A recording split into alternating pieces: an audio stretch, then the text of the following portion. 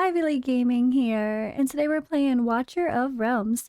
For today's video, we're going to take a look at the new heroes coming for the Thanksgiving weekend celebration. We have a 10 times with a 2 times and a whole bunch of other festivities. So let's get into it.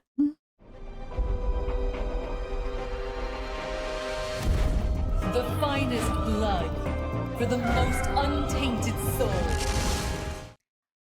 Alright, so we have a lot going on. The calendar is poppin', Thanksgiving market, festival frenzy, scroll exploration, ancient summoning event, 2 times with a 10 times, a surprise 1+1 event as well, and yeah, again, divine and spirit for the 10 times, plus of course there's a fusion going on. And along with all that, yes, there is a nice little graphic here in-game talking about the Thanksgiving events. But what I want to do first for this video is I want to start by looking at the new heroes that are going to be part of this event. So there's a lot going on, right? That's the big thing, is there's a lot going on.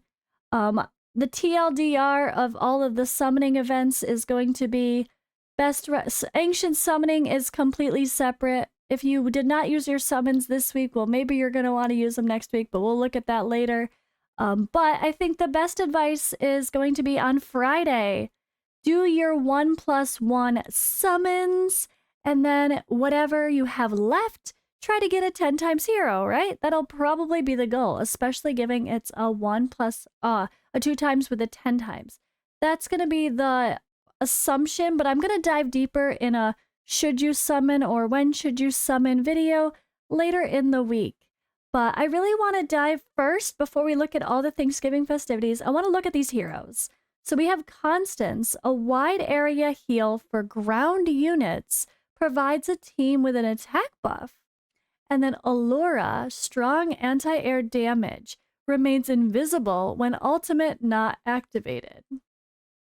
Alright, so Constance is really unique. She is kind of the legendary Dolores, but meets, well, she's a defender, not ranged. We're going to talk about that. So Constance stands strong on the front lines, thwarting enemies while channeling the power of Holy Light to steadfastly bolster her allies with healing and inspiration. Her talent: when being healed, the hero restores 3% rage. This effect can be triggered 1 time every 2 seconds. Her basic attack grants attack-based healing to 1 ally in range, restoring HP equal to 60% of the hero's healing multiplier for the ally. When the hero blocks enemies, she stops healing and strikes 1 blocked enemy, dealing 100% damage. So she's got a little bonus damage, and with healing allies on her basic attack, that's always good to see. And a defender that's also healing everyone around them is going to be massive value for so many areas of the game. At least I sure think so. Alright, so Hammer of Blessings is her ultimate. So she applies a 35% inspiration to other allies in range for 15 seconds. And as we know, inspiration is our favorite Dolores buff, as we like to consider it, I guess. Increases attack proportionally to the caster's attack. While this effect is active, other buffs activating the inspiration will not take effect. Additionally, the caster is immune to such buffs. Alright, and then her passive, Rejuvenating Chant, increases healing on the other ground units by 20%. Additionally, her basic attack that heals allies will also apply a self-healing at a rate of 40% of the healing multiplier. And then we have when receiving damage, restores HP equal to 100% of healing effect, while receiving AoE damage, additionally heals all allies based on basic attack range to 40% of healing multiplier. The effect can be triggered only 1 time every 30 seconds. So her range is pretty cool. I really like the way they have her. She's got this same old like is it Dolores range, I guess, where it's all around her. but she's a defender. So she opens up the door for teams that are very heavy in fighters. So if you're like me, some of the combinations of heroes I really want to use in Guild Boss are actually all fighters. I know I would be losing out with having someone who's Watcher, and not all part of the synergy. But if she's healing all the fighters around her, you'd actually, and giving them inspiration like what Dolores gives, you could actually have a lot more fighters in your guild boss team. That's the first thing that comes to mind when I think about her, is being able to protect all your fighters and boost their attack in a way that makes it very limited. When you're doing a team like I have, which a lot of people have, where you have Dolores boosting 2 or 3 fighters, right? And then you might have Elowin as your healer, and she's really only, I mean, she's best for healing 2 fighters, kind of 3 with her little extra summons that she gets. But you really can't go beyond 2 or 3 fighters for most compositions for Guild Boss. But with her, she could have fighters all around her covering like the maximum ground space, I guess, for the most part. I think would cover the whole ground space. And if you have amazing fighters that you really want to be getting involved in Guild Boss, she could be your answer. And then she's also the perfect candidate for I guess the Glacier set, right? Because she's a defender at the end of the day. You need her to survive. You're not going to build her with 100% attack focus just because her healing's focused on attack and she's got inspiration. She kind of needs to survive. So you gotta hope her stats are pretty good, which I think they are. Base HP 23,000, attack 3,200, defense 3,300. Let's compare her to, I guess, someone else who is also let's look at some other defenders maybe, right? Like let's look at I don't know. Regalis has 2,700 HP and 4,200 defense. So a little more defense, but less HP. So she's actually got pretty good base HP. If you're looking at some of these other heroes, yeah, 2,600 HP. She's got really good base HP. Like that's crazy, honestly. I'm really happy to see that, which really, again, makes her the perfect, oops, let me go back. Makes her, oh wait, 23. I thought it was 33. Anyway, never mind. I just got extra excited. Okay, she's not perfect. I lied. But similar to the other legendaries, right? It's not that off. Those are like some of the best ones I clicked on. I guess I probably shouldn't hold her to those standards. I thought she had 33,000. Oh my gosh. I apologize for my quick little. But what about like Captain Rev? You know, he's an attack-based guy. He's got a higher HP than some of the others.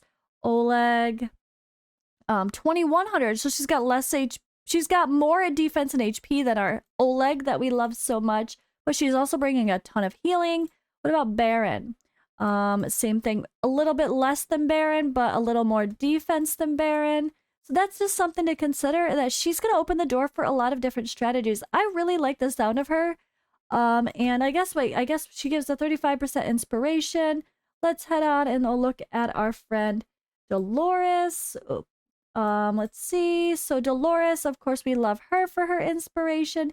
And that's a 30% inspiration, where we actually get a 35% inspiration. Of course, this has the enhanced version here. Applies 40%. That's true with the books, right? And to heroes in range, and then a 20% bonus here. We didn't even look at her awakening. She's probably got a boost. But even if she doesn't, I would still say her unique ability to be able to cover so many ground fighters and help heal that way is really going to give her value in some areas. Now, is she going to be the best defender in the game because of this? No, I still think you're probably going to find more utility out of someone being super tanky like Brokir. Or maybe even Oleg is technically still a better defender in some areas. But the extra healing is really great. So we've got extra healing, rage regen, and okay, so we don't actually boost her inspiration. So I guess that is a bummer. So at the end of the day, she might be a little lower than Dolores inspiration-wise, but depending on how she is to build. So let's see, 3,200 attack for her. We have, let's see, Dolores with 25. Oh, God. So there you go. That's inspiration is based on their attack, and her healing is based on attack. And she has almost 1,000 more attack than Dolores. That's a lot. That is a lot. Holy moly. Oh no, not 1,000. Okay, 800, whatever, 9. Close enough. Still, 3,200 compared to 2,500 base attack. She's going to be much easier to throw a ton of attack on. And then, yeah, use something like the Glacier set to keep her alive, plus the HP gets converted into attack. I really think that's going to be the way to go for her. Now, I am talking pretty in-depth about her. I wanted to do a deep dive and really talk about these characters because that's going to be the big news, right? That's the big thing. And I will be doing, I should be doing, I'm not 100% because I am doing a pretty big deep dive right now into their usage. I might do some proper full hero guides as well. But at the very least, I wanted to do a really big deep dive here with, I guess, just, you know, kind of discussing the characters. So we also have Alaura. Alaura here, she looks really cool for one. So she's a marksman, a piercer, of course, watcher, gotta love it. So she can be invisible. Hold on one second here. All right. So I was looking at the wrong thing for a second. All right. So Alaura, I was trying to check my dates. When the ultimate is not active, remains in the invisibility state, cannot be targeted. So this is kind of her big thing, is she can't be targeted when she's using her ultimate. I guess you got a hot soot as a comparison. She's an elf archer cloaked in the radiance of holiness and lethal and precise. Love her little description there, super fun. But let's actually take a look at her range. So at max level, she has the typical marksman range, and then of course she has the piercer faction, so she can extend that range, just like a Silas range, I guess, is the best example. Any of those typical marksmen with like the normal full brick range there, the full rectangle. And she's going to have a lot of fun on the right side. I think the right side, yeah, of Gear Raid 3. Because if she's invincible, that's where I throw a hot set. So if you don't have hot set, I mean, she's going to be someone else that either you could alternate her and hot set or just use her. Or depending on your strategy with Idril, you might not really need either. But the right side is really, really annoying to take care of. And you get so much damage coming to you as soon as those enemies start moving. So she is a perfect candidate, the same role of hot set that I use in my team for Gear Raid, like 19 personally, and I'm sure I could push to 20 if I actually try. All right, let me read through her kit a little quicker. Physical attack, a basic, 100% damage to one enemy. Prioritizing airborne units is always great. And then when triggered, loses the invisibility state. For her ultimate, oh, it's when her ultimate is not activated. I apologize. I think I said when her ultimate's activated, she becomes invisible. No, when her ultimate is not active. That's even better because you can plop her on that spot and on the right side of the Gear Raid, the harder Gear Raid stages, and she could just stay there and she's not going to die. And then you could wait until just the right moment when they're like, you're ready to pop the ultimate to hopefully take out the units quickly. But she can be attacking them from afar, even as they start moving toward her, and she's not going to be able to be targeted. Wow, okay, that was backward. That's really cool. Like, some characters, they get invisible when you use their ultimate. She's invisible when she's not using her ultimate. It's totally backward. That's awesome. All right, so each attack changes to 2 strikes in a row, and damage to airborne units increases by 45%. Yeah, this girl is definitely made for Gear Raid 3. I don't think there's any question there. That's absolutely her role. Alrighty, let's see here. So, increases crit rate by 10% for her passive. If there are no allies in the adjacent tiles, increases crit damage by 20%. No allies in the adjacent tiles. So literally, again, she is made for Gear Raid 3. I can't imagine a kit more designed for it. If there are no allies in adjacent tiles, so you stick her on the one tile way over there, she's going to get extra 20% crit damage as well. And then, yeah, during the ultimate, for each crit landed, deals 60% damage to 2 targets within 1.5 tiles of the initial target. Oh man, I really hope I can get together a better set of gear and a proper team on the test server I haven't tried to do Gear Raid 319 on the test server. So I really should try to do that and get her involved for the sake of a proper hero guide video. But you could, obviously, I don't think I need to even, I wouldn't need to make a video to tell you she's going to be proper top tier for all of the hardest stages of Gear Raid 3. So if you're struggling there, she's going to be amazing. If you've already completed it, she might not be as exciting for some people, right? I'm trying to think where else you might use her. I don't know about Arena, maybe, but all right, she's got Awakenings with excess crit rates converted into equal percentage of crit damage. So if you accidentally go over your crit cap or you're taking advantage of that passive, it just gets converted to crit damage. That's so awesome. It doesn't don't have to worry about getting your build perfect. Awaken 3 crit hits triggered in the invisibility state will have a 50% chance to deal an additional 80% damage to 2 targets within 1.5 tiles the initial target. Extra crit rate, and then when in invisibility state, every 10 crits triggers increased damage of 10% for the next ultimate, stacking up to 3 times. When the ultimate ends, the increase will be removed. I love the sound of her. I think she sounds like a Gear Raid 3 monster, right? All right, so that is our deep dive of the new heroes coming. I think they sound pretty solid. Now, are they the best heroes in the game?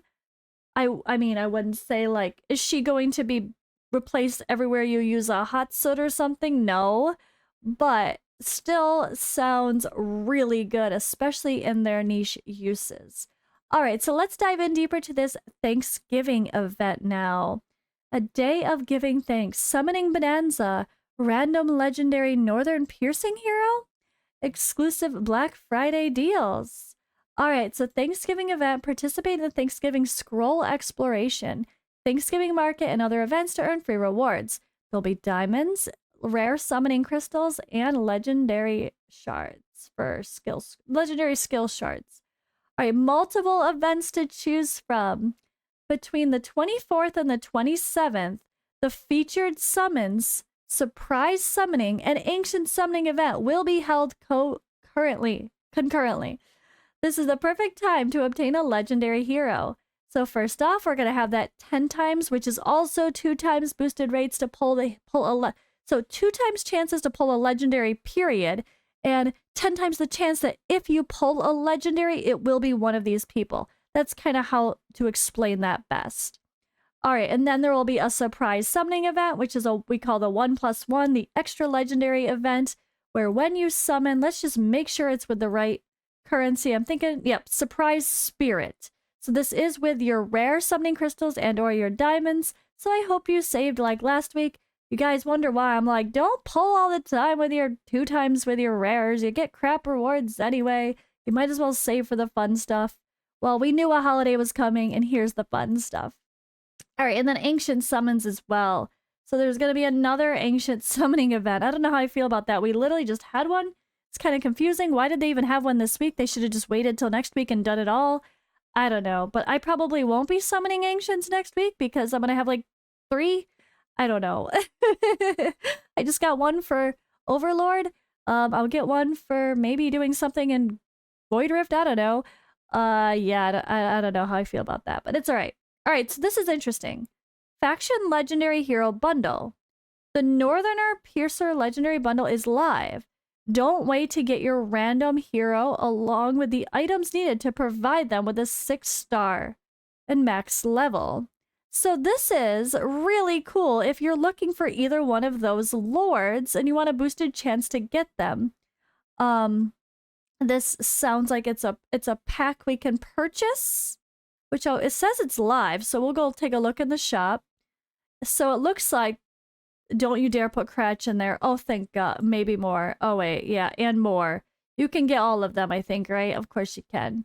So in the Northern bundle, you can get a Northern Legendary. In the Starpiercer bundle, you can get a Starpiercer Legendary. So before we continue on to the other sales, let's go take a look at that right now. Let's go take a look at our recommended. Let's see. It says it's live now. Is it though? Other. It says it's live now. Is it though? Is it though? It would be in the summoning bundle. I think they're lying. I don't think it's live right now. There's a chain event. There's my free stuff for the week. It's totally not live now. I was like, let's go look at the pack. Oh, wait, we can't. Bundle, right? There's nowhere else to look. It's a bundle. Unless it just hasn't procced on my thing since I opened my game. Let me just close the game and reopen just in case it's there now. All right, let's double check. I don't think it's here. Why does it say it is live? It's not live. What is that bundle going live? I don't see a pack to purchase unless I'm really, really missing something. So maybe it'll pop a little later, or maybe they meant it's not going to start until Friday, but they said it's live, but it's not really live until Friday. I think that's what they mean. I think they mean starting Friday or on Thursday for Thanksgiving. I don't know, but there's no pack right at this exact moment. So there's events to choose from. Nothing. All right. It doesn't say what date this is opening, but it should be alive now, but I guess it's not. We'll have to keep an eye out and see, is it really the whole pool of heroes? If it is, that's not quite as exciting. Like, I guess I could gamble with the Star Piercer one here and be like, well, if I get... The worst case scenario is I would get an Absinthe that I never use. But if we also got, like, other people in the mix... That I don't want an Absinthe, that's for sure. I already got a Hex and Silas and Rozek, but I guess a dupe wouldn't be the end of the world. And then a chance to get Aracha is pretty good. I don't know. I don't know what I would do. I don't know if I would buy it. I guess it depends on the price. That's the truth. All right, and then here we go. Let's see what exclusive Black Friday discounts. You knew this was coming, guys. If there's going to be a time to spend, it's probably now. Flash deal refreshes every hour. Surprise limited offers. Super sale 400% off, 550% off. Take advantage of annual peak discounts. And then Summoning Bonanza. Earn 3 types of summoning crystals all at once. Summoning Bonanza. Sale though. So that's going to have to be like I guess here in the shop.